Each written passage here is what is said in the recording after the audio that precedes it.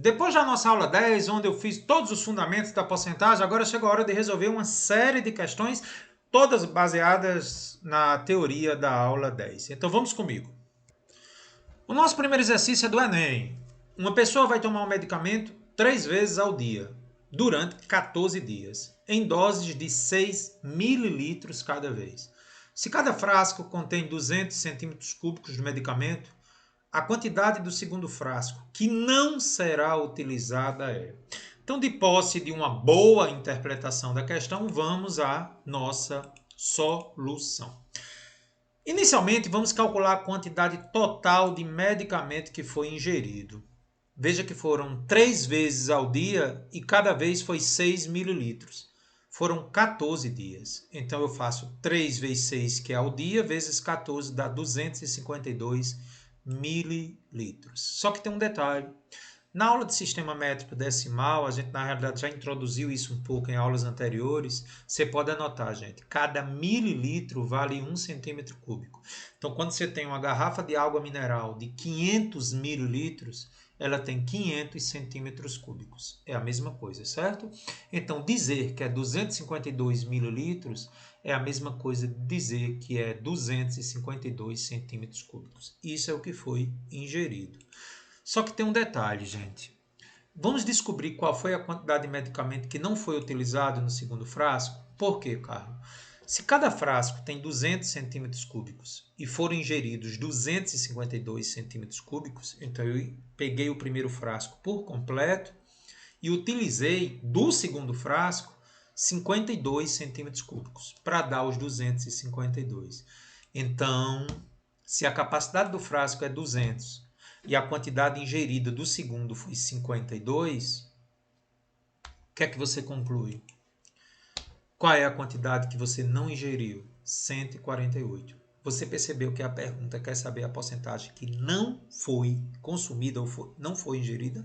Então, por isso que você tem que pegar a capacidade total do frasco, que é 200, e tirar os 52 que foram ingeridos, 148. Então, agora é a hora de fazer a porcentagem. A porcentagem de medicamento que não foi utilizado. Ora, se o todo 200 centímetros cúbicos é 100%, o que eu não ingeri do segundo frasco é 148. Vai ser X. Fez a continha, cruzou, né? 200 vezes X é igual a 148 vezes 100.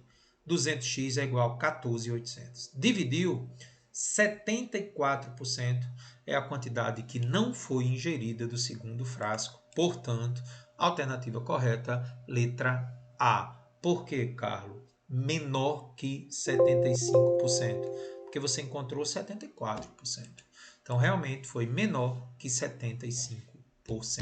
Letra A. Carlos, gostei da primeira questão.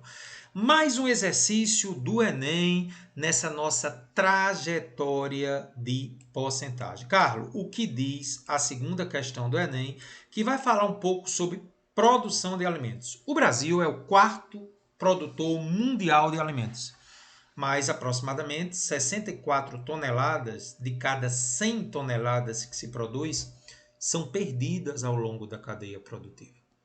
Em relação ao total de alimentos produzidos, a perda de alimentos é distribuída da seguinte forma: 20 toneladas na colheita, 8 toneladas no transporte e armazenamento, 15 toneladas na indústria de processamento, 1 tonelada no varejo e 20 toneladas no processamento culinário e hábitos alimentares extraído aí do banco de alimentos. Galera, e aí? O que a questão deseja?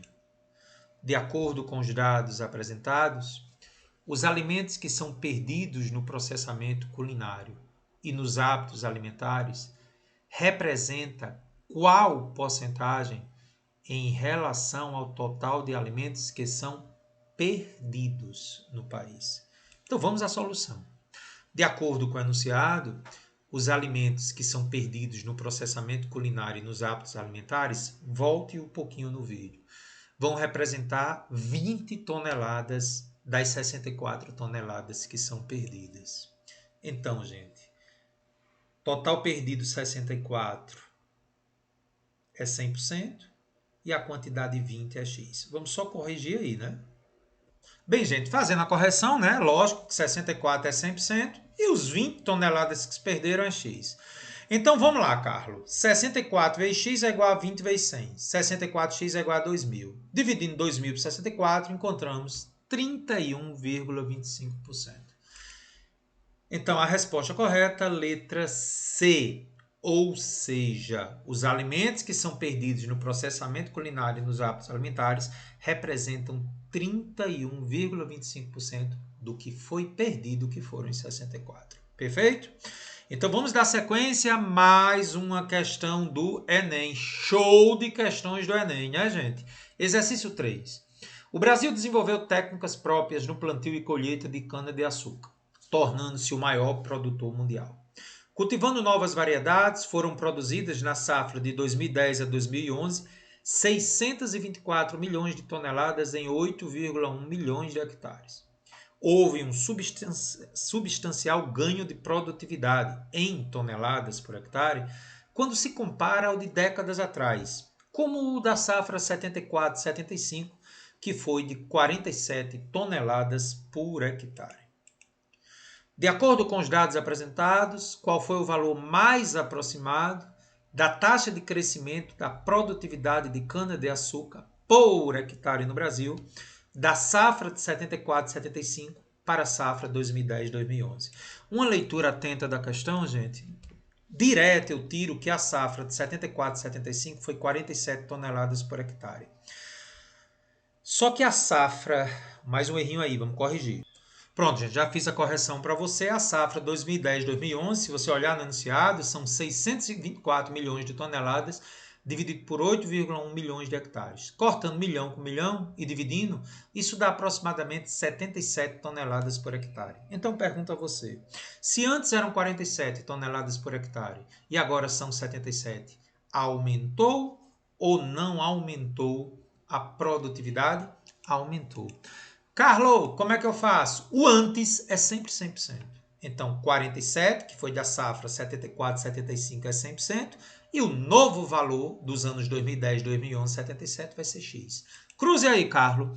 47 vezes X é igual a 77 vezes 100. 47x é 7.700. Dividindo 7.700 por 47, aproximadamente 163,83. Olha para mim. Se antes era 100%.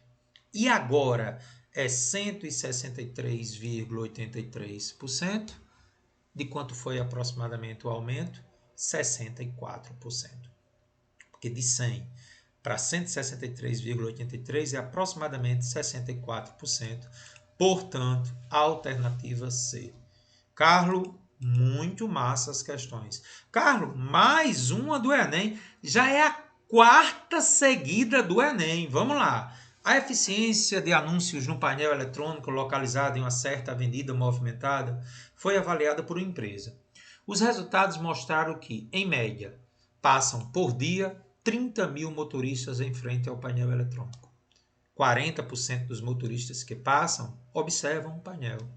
E um mesmo motorista passa 3 vezes por semana pelo local. Segundo os dados acima, se um anúncio de um produto ficar exposto durante 7 dias nesse painel, é esperado que o número mínimo de motoristas diferentes que terão observado o painel seja. Carlos, como é que a gente vai fazer? Primeira coisa importante. O número de motoristas que passam em frente ao painel em uma semana, 7 dias, será o quê? 30 mil por dia vezes 7, 210 mil motoristas. Mas qual é o detalhe, cara? Cada motorista passa 3 vezes por semana pelo mesmo painel. Assim, o número de motoristas diferentes que passam por semana será 210 mil dividido por 3. Porque, gente, nesses 210 mil motoristas está multiplicado por 3. Então, o número de motoristas diferente, 70 mil motoristas. Certo, Carlos? E agora? A questão diz que só 40% desse valor visualizam o painel. Então, calculando 40% de 70 mil, eu vou ter 40 sobre 100 vezes 70 mil, o que me dá 28 mil motoristas diferentes. Belíssima questão, onde você tinha que ver que o motorista estava passando 3 vezes, por isso que eu tive que dividir por 3. E depois eu pego os 40% desse total é que vão visualizar o painel. Portanto, a alternativa correta, letra B de bola. Tá gostando? Dá um comentário aí no chat se você está em 14 de fevereiro de 2022 ao vivo, tá? Então vamos a mais uma questão Enem de novo. Em 2006, a produção mundial de etanol foi de 40 bilhões de litros e a de biodiesel 6,5 bilhões. Neste mesmo ano, a produção brasileira de etanol correspondeu a 43% da produção mundial, ao passo que a produção dos Estados Unidos da América usando milho foi 45%. Tirou aí do planeta sustentável da Abril. Considerando que em 2009 a produção mundial de etanol seja a mesma de 2006, que os dados que você viu é de 2006, e que os Estados Unidos produzirão somente a metade do que produziu em 2006, para que o total produzido pelo Brasil e pelos Estados Unidos continue correspondendo a 88%, porque você percebeu que um foi 45% e outro foi 43%, dá 88%. De quanto o Brasil deve aumentar a sua produção? Porque se o total é o mesmo e os Estados Unidos reduziu a metade, o Brasil vai ter que aumentar a sua produção. Uma questão muito boa, viu, gente? Então vamos lá, vamos revisar a questão. Em 2006 nós tínhamos o Brasil 43, Estados Unidos 45, o total era 88. Em 2009, a questão deixa claro que os Estados Unidos reduziu para metade, 22,5. E se deseja que o total continue sendo 88. Então eu pergunto a você, quanto é que deve ser o Brasil, que somado com 22,5 continue dando 88? Vamos lá comigo? X mais 22,5, já que ele quer que a produção mundial dos dois continue a mesma, tem que dar 88. Então o Brasil, gente, tem que produzir agora 65,5 bilhões de litros. Antes, o Brasil produzia, em 2006, 43. E agora, 65,5. De quantos por cento aumentou? Se em 2006 o Brasil produzia 43 e agora deve produzir 65,5 para que continue dando 88, ele com os Estados Unidos, o antes é 100%. 43 é 100%, 65,5 é x. Cruzou, né, Carlos? 43 vezes x é igual a 100 vezes isso, dá 6.550. Ao dividir, gente, lembre que se deu 152,32 é o que passou de 100. Porque se antes era 100 e agora é 152,32, o Brasil deve aumentar aproximadamente de 52,3%. Questão belíssima, letra C. Nunca esqueça, o antes é sempre 100%. Gostei, viu, Carlos? Carlos, e agora você foi lá para a Fundação Getúlio Vargas. Sempre questões muito boas, gente, da Fundação Getúlio Vargas. A partir de 2008, o salário mínimo do Brasil será reajustado pela avaliação do Índice Nacional de Preços do IBGE do ano anterior, acrescido da expansão real do PIB, que é o Produto Interno Bruto, de 2 anos antes. Portanto, em 28 de fevereiro desse ano, quando o PIB de 2006 foi divulgado, já se sabia que o salário mínimo em 2008 teria um aumento real, acima da inflação, de 2,9%. Ocorre que o IBGE reformulou a metodologia de cálculo e os novos números, divulgados um mês após, em 28 de março, mostraram que o real crescimento do PIB em 2006 foi de 3,7%. Percentual que então será utilizado para o aumento real do salário mínimo em 2008. Deste modo, a nova metodologia de cálculo do PIB comparada à anterior proporcionará ao ganho real do salário mínimo de 2008 um acréscimo na ordem de. Se você prestou bastante atenção no enunciado, olha a solução. De acordo com o enunciado, a nova metodologia aumentou de 2,9% para 3,7%. Gente, quem é o antes? 2,9%. Ele é 100%. Hoje, professor, ele pode fazer porcentagem com porcentagem. Gente, o antes não importa o que é. Ele sempre é 100%. Então, 2,9% é 100%. e o novo valor 3,7% é o que eu quero. Regrinha de 3, né? Se 2,9% é 100% que era o antes, 3,7%, que é o novo valor que vai ser utilizado, vai ser x. Cruze aí, Carlos. 2,9 vezes x é igual a 3,7 vezes 100. 2,9x é 370. Passa 2,9 dividindo. Isso me dá aproximadamente um ganho real de 27,28%. Porque antes era 100 e agora é 127,58. Aproximadamente 28%. Cuidado, viu, gente? Muita gente errou essa questão achando que a resposta era 0,8%. Porque 2,9 para 3,7. Em porcentagem, você não faz assim. O antes é 100% e depois é o que você quer. Por isso que a alternativa correta não é a C, é a B de bola, 28% aproximadamente. Fique de olho, questão muito perigosa da Fundação Getúlio Vargas. Questão de número 7. Agora eu vou lá para Minas Gerais. Jorge trabalha em uma empresa cujo piso salarial é de R$ 360 e recebe mensalmente o triplo desse valor. A metade do que ele ganha fica comprometida com as despesas de luz, gás, transporte e lazer. Além disso, o aluguel e o IPTU consomem juntos 20% do seu salário. E um quarto do que ele recebe é gasto ainda com a alimentação e a compra de produtos de primeira necessidade. Com base nessas informações, é correto afirmar que mensalmente Jorge tem condições de poupar. Dá uma pausa e tenta fazer a questão, voltando o vídeo e analisando as informações. Gente, inicialmente, quanto é que o rapaz ganha? R$ 360 vezes 3, tá no enunciado. Ele ganha 1.080. Agora vamos ver como que é que ele vai gastar, gente. Segunda questão, metade do que ele ganha com luz, gás, transporte e lazer, ou seja, metade de 1.080 é 540. Depois foi dito que 20% do que ele ganha é gasto com aluguel e IPTU, então 20% de 1.080 dá 216. E finalmente foi dito que ele gasta um quarto do que ele ganha com alimentação e outros produtos.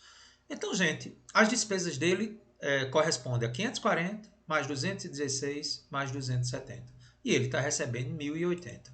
Portanto, se o total de despesas somando os três dá 1.026 e ele recebeu 1.080, quanto é que ele consegue poupar aí, hein, gente? R$ 54, que é o que ele ganha menos todas as despesas. Letra D de dado. Então, questão de interpretação, questão que lembra um pouco de frações, né? Até puxando para a equação do primeiro grau. Então, letra D, questão lá da PUC, Minas Gerais. Carlos, agora vamos direto para o Rio de Janeiro. Questão da UERJ. No ano letivo de 2014, em uma turma de 40 alunos, 60% eram meninas. Vá anotando. Nessa turma, ao final do ano, todas as meninas foram aprovadas e alguns meninos foram reprovados. Em 2015, nenhum aluno novo foi matriculado e todos os aprovados confirmaram suas matrículas. Com essa nova composição, em 2015, a turma passou agora a ter 20% de meninos. Observe que antes tinha 40%, porque na primeira linha ele disse que tinha 60% de meninas, então era 40% de homens. E agora passou a ter apenas 20% de meninos. Ele quer saber qual é o número de meninos aprovados em 2014. Para fazer a questão, vamos inicialmente observar o que está acontecendo em 2014. Cálculo do número de meninos e meninas. As meninas é 60% de 40. 60 sobre 100 vezes 40, 24 meninas. E os meninos é a diferença entre o total de alunos e a total de meninas. Os meninos representam 36. Então, dos 60 alunos em 2014, tínhamos 24 meninas e 36 meninos. Agora, preste atenção ao detalhe. Como é que eu vou calcular o número de meninos e meninas no ano de 2015? O enunciado disse que em 2015 vão existir 20% de meninos, o que me faz concluir que teremos 80% de meninas. E esses 80% de meninas, porque todas foram aprovadas, corresponde às 24 que passaram de ano. Muito bem, cara. Portanto, se as 24 meninas correspondem aos 80%, os 20% de meninos vai ser X. Fazendo a regrinha de 3 aí, 80 vezes X é igual a 24 vezes 20, 80x é 480. X é 480 por 80. Conclusão: 6 meninos foram aprovados em 2014, visto que nenhum aluno novo foi matriculado. Então, é uma questão muito interessante para você começar a analisar esse antes e depois, tá? As 24 meninas passaram de ano, ela é 80%. E os 20% sendo meninos, eu consigo calcular a quantidade de meninos, que foram 6 meninos, portanto, letra E. Ei, Carlos, estou revisando as questões, viu? Estou achando muito legal. E vamos lá, uma questão dos militares da EPICA que eu adaptei para você. Olhe nessa questão. Uma fábrica vende por mês 30 camisas ao preço de R$ 25 cada. Vai anotando. O custo total de cada camisa para a fábrica é R$ 10. O gerente da fábrica observou que cada vez que eu reduzo 50 centavos no preço unitário de cada camisa, eu consigo vender 5 camisas a mais. É mais ou menos a lei da oferta e da procura, né? Se eu diminuo o preço da camisa, eu consigo vender mais camisas. Considerando-se essas observações, se a fábrica vender 150 camisas, o lucro obtido na venda de cada camisa é... Preste muita atenção ao enunciado da questão. Eu estou vendendo as camisas a 25 e o custo é 10. Só que cada vez que eu reduzo esse preço de R$ 25 em 50 centavos, eu consigo vender 5 camisas a mais. Muito bem, cara. Então, para a gente resolver essa questão, vamos observar o detalhe. Pelo enunciado, a cada redução de 50 centavos no preço unitário de cada camisa, são vendidos 5 camisas a mais. Então, galera, para vender 150 camisas, 120 a mais do que as 30 iniciais que eu tinha. Você percebeu esse detalhe? Inicialmente eu vendia 30. E agora, para eu vender 150, eu estou vendendo 120 a mais. Qual vai ser a redução no preço de venda? Ora, gente. A cada 5 camisas a mais, diminui 50 centavos.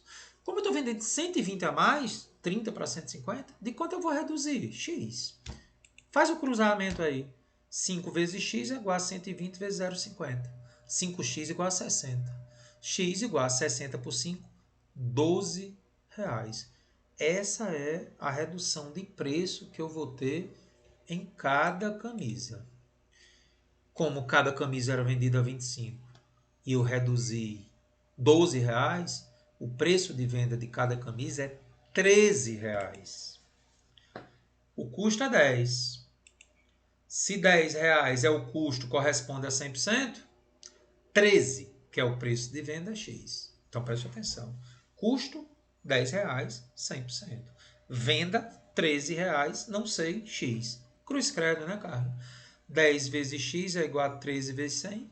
10X é 1.300. Então, gente, se o custo é 100%, com a venda dá 130%, quantos por cento a mais eu estou ganhando em relação ao meu preço de custo? 30%. Letra A. A diferença de 130 para 100. Ok?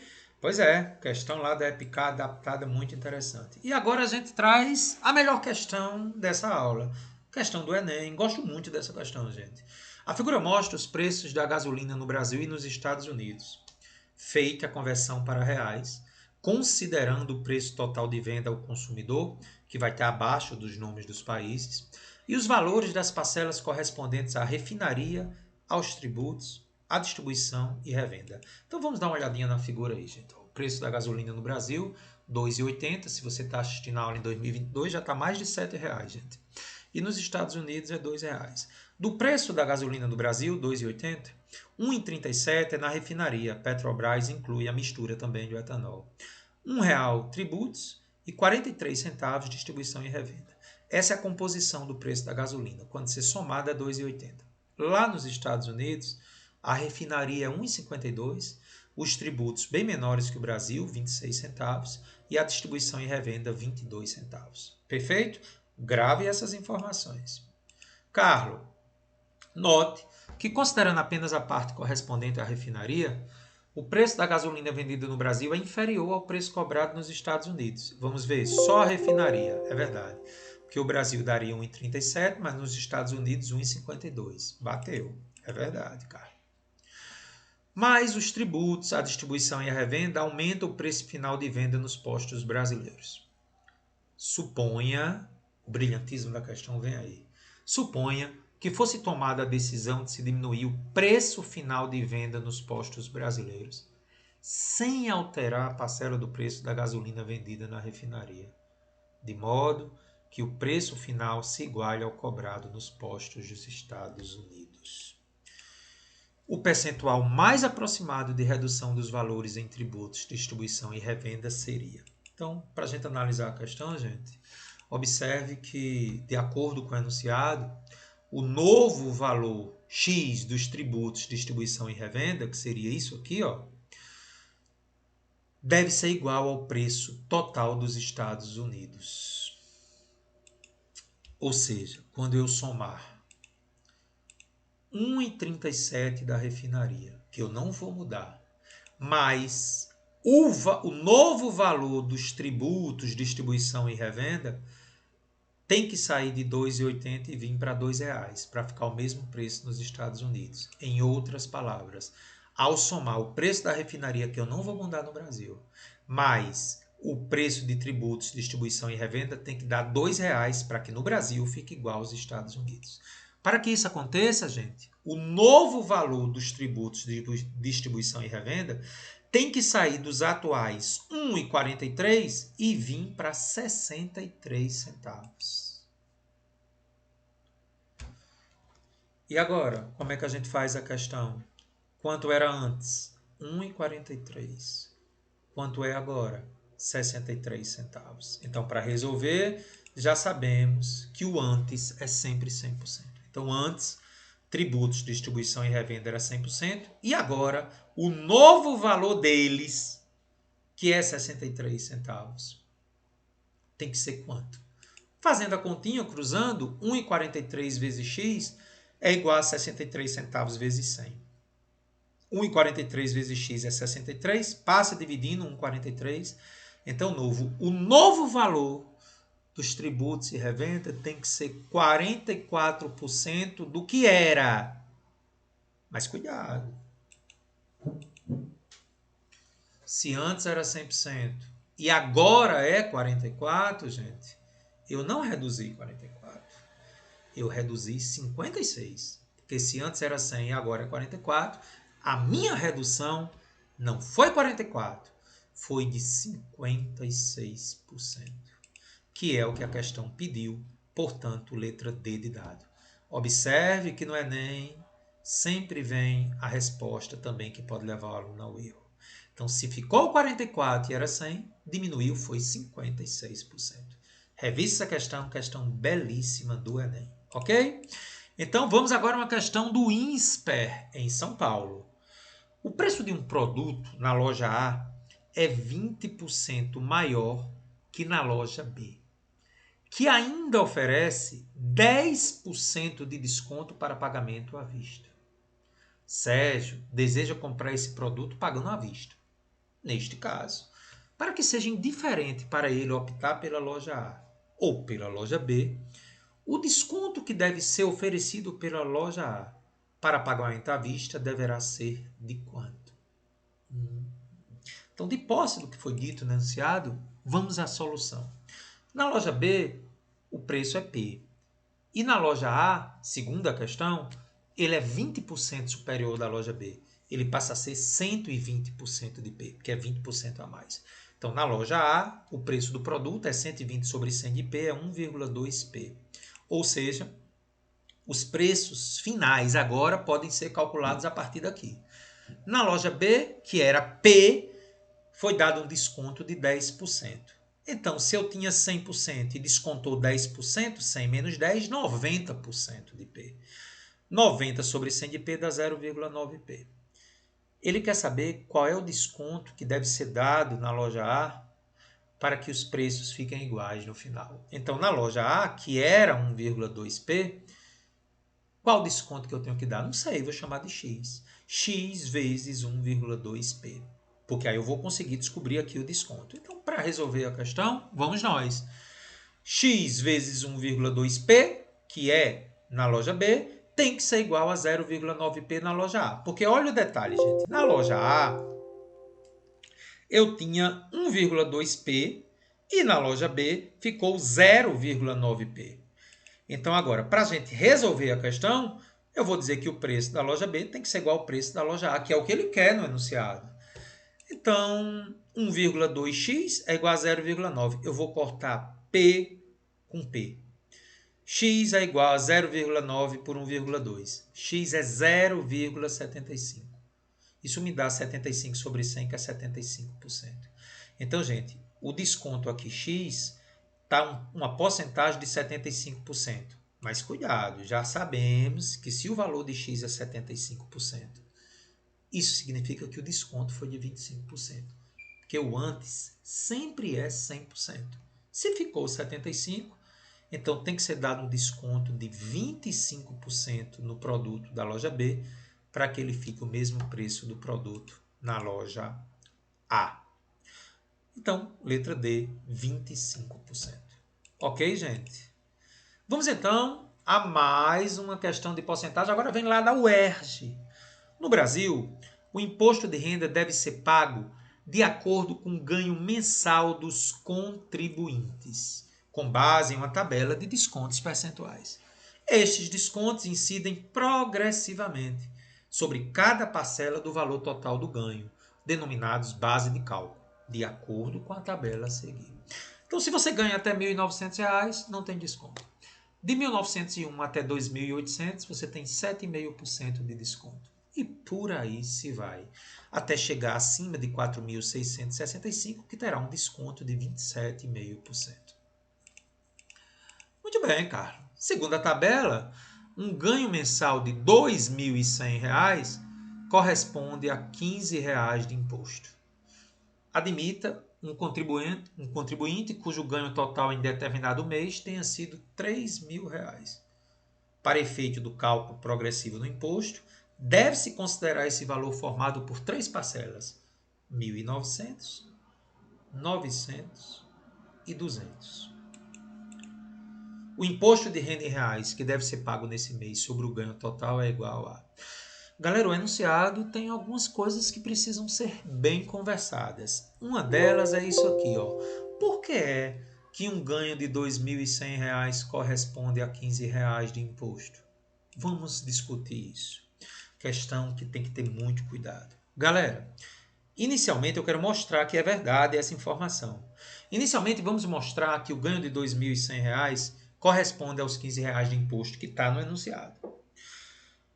Para que a gente possa mostrar isso, eu quero que você entenda o que ele chama de desconto progressivo. Então, como 2.100 é maior que 1.900, então você vai até 1.900 e não calcula nada. E aí eu pergunto a você, quanto é que está faltando 1.900 para chegar em 2.100? 200, né? Então, gente, esses R$ 200, ele vai entrar nessa faixa aqui. Então, entenda. 2.100, você vai até 1.900 não pagando nada e você só vai pagar alguma coisa acima de 1.900. Ou seja, você vai pagar apenas 7,5%, não em cima de 2.100, só o que passa de 1.900. Em outras palavras, os 2.100 você desmembra assim: até 1.900 não pago nada, que é isento, e os 200, que é o que passou, eu vou pagar a alíquota do desconto de 7,5%. Calculando 7,5% de 200 dá R$ 15. Então me diga, confirmou que realmente 2.100 corresponde a R$ 15 de imposto? Perfeito.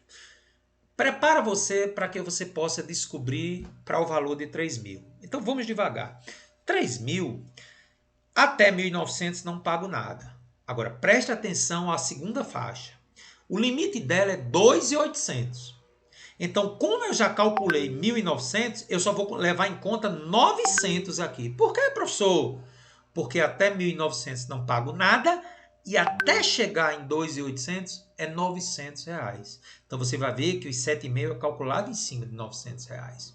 Então, eu pergunto a você, não paguei nada em 1.900, que é isento. Vou pagar 7,5% em cima de 900. Tá faltando quantos reais para fechar 3 mil? 200 reais. Então, os 200 reais que está acima de 2.800 entra na terceira faixa em que a porcentagem de desconto é 15%. Então, galera, resumindo, 1.900 não pago nada, os 900 para chegar em 2.800 vai ser em cima de 7,5%, isso vai me dar, quando você multiplicar 900 por 7,5, dá 67,50. E os 200 que estão faltando para completar os 3.000 vai ser em cima de 15%. 200 vezes 15%, 30 reais. Então, quanto é que a pessoa vai pagar de imposto, gente? 67,50 com 30 reais.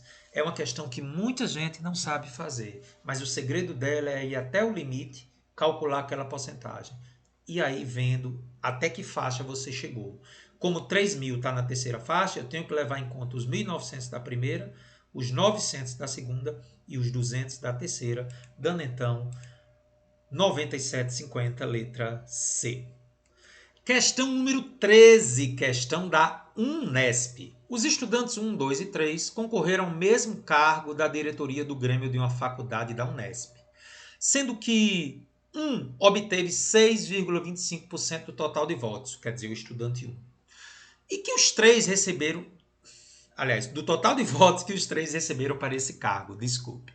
Na figura, a área de cada um dos 3 retângulos representa a porcentagem de votos obtidos pelo candidato correspondente. Juntos, os retângulos compõem um quadrado, cuja área representa o total de votos recebidos pelos 3 candidatos. Então, segundo a questão, gente, o candidato 1, que tem aí a área de um retângulo de 2 por 4,5, corresponde a 6,25%. Você concorda? E os 3 candidatos aí vão corresponder a um quadrado. Então, para a gente fazer a questão, vamos começar assim, gente. Ó, ele quer saber quantos por cento tem o candidato 2. Então, para a gente fazer a questão, vamos começar.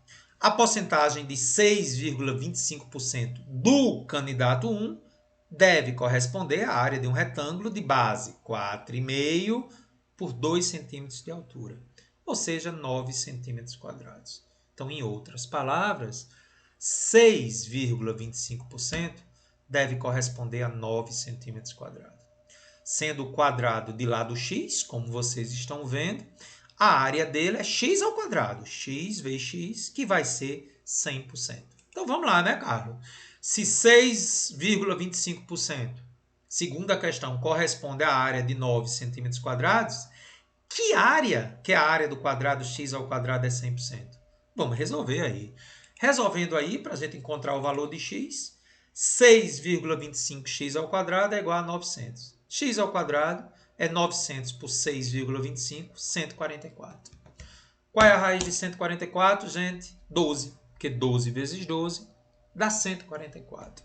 Na aula de radiciação, fatoração e produtos notáveis, a gente explica como é que você pode calcular de outra maneira os 12 centímetros. Então, gente, acabei de concluir que o quadrado total tem lado 12 centímetros. Observe que ele quer saber o candidato 2. Então, vamos devagarinho. Se você observar, sendo aqui 4,5 e aqui sendo 12, me resta 7,5 aqui, né? Que é exatamente essa base aqui do candidato 2. A área do candidato 2, então, vai ser um retângulo de base 7,5 e altura lado do quadrado, que é 12. Isso me dá 7,5 vezes 12, 90 centímetros quadrados. E que porcentagem de votos é essa? Ora, se a área total é 100%, 90 centímetros quadrados é Y. Vai ser a porcentagem de votos dele. Fazendo a continha, 144 vezes Y é igual a 100 vezes 90, 9.000. 62,5% tem o candidato 2. Então, veja a questão. Eu parti do fato que o candidato 1, que tinha 9 centímetros quadrados, corresponde a 6,25%, e a área total do quadrado x ao quadrado era 100. Depois que eu achei x, eu vi que x sendo 12, tira 4,5 aqui, dá 7,5.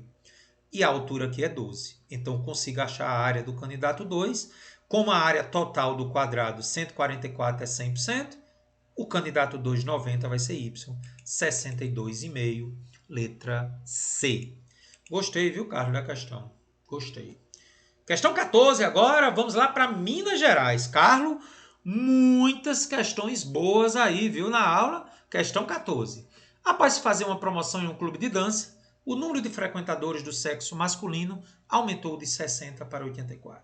E apesar disso, o percentual da participação masculina passou de 30% para 24%. Considerando-se essas informações, é correto afirmar que o número de mulheres que frequentam esse clube após a promoção teve um aumento de. Vamos observar com muita atenção, gente, o antes e o depois. Na situação inicial, vamos chamar de H número de homens e M o número de mulheres. Segundo o enunciado, tem 60 homens e o número de mulheres é desconhecido. Bom, esses 60 homens, segundo o enunciado, é 30%. As mulheres, que eu não sei, corresponderão a 70%. Cruzando aí, né? 30 vezes M é igual a 70 vezes 60, 30M é 4.200, então eu tenho 140 mulheres na situação inicial. Vamos agora, Carlos, para a situação final, sendo H o número de homens e M o número de mulheres. Na situação final, foi dito que tem 84 homens. O número de mulheres eu não sei. Mas o mesmo enunciado diz, gente, que na situação final, esses 84 homens representam 24%. Os 76%, que é o que falta para 100%, seria o número de mulheres. Cruza aí, Carlos. 24 vezes M é igual a 84 vezes 76. 24M é 6.384. Então, o número de mulheres na situação final, 266. O que a questão quer, gente? Situação inicial, 140 mulheres. Situação final, 266 mulheres. Ele quer saber de quantos por cento aumentou o número de mulheres. Ora, o antes é 100%. 140 mulheres é 100%. 266 mulheres é X. Cruze aí, Carlos. 140 vezes X é igual a 266 vezes 100. 140x é 26.600. Então, X me dá 190%. Se antes era 100% e agora é 190%, me diga quantos por cento aumentou? 90%. Que seria, então, a alternativa E, 90%. Perfeito? Mas, gostou? Letra E, tá aí os 90%. E aí, minha gente? Você gostou da nossa aula? Muitos exercícios ao longo de 42 minutos, viu? Mas ainda tem mais questões de porcentagem. Vamos aumentar o nível na nossa aula 12. Até mais!